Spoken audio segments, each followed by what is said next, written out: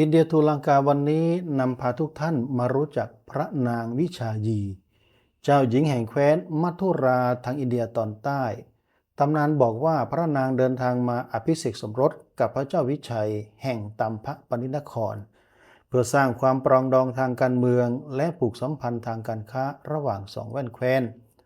คำถามคือพระนางวิชายีเดินทางมาจากแคว้นมัทุราจริงหรือไม่ตำนานกล่าวว่าพระนางวิชายีเป็นพระราชธิดาของพระเจ้าบรรดุราชแห่งแคว้นมัทุราทางอินเดียตอนใต้ซึ่งกษัตริย์พระองค์นี้น่าจะเป็นเชื้อพระวงศ์ทมิฬปันดยะสมัยนั้นพระองค์น่าจะมีอิทธิพลเฉพาะบริเวณท่าเรือสำคัญ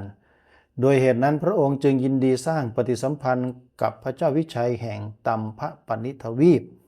เพื่อเป็นพันธมิตรทางการค้าแม้ตัมพปนินครจะเป็นเมืองตั้งขึ้นใหม่ก็ตาม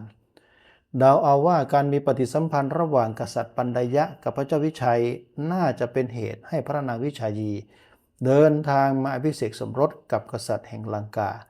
และน่าจะเป็นเหตุการณ์แรกที่ชาวสิงหนและชาวทมิฬรวมกันเป็นเนื้อเดียว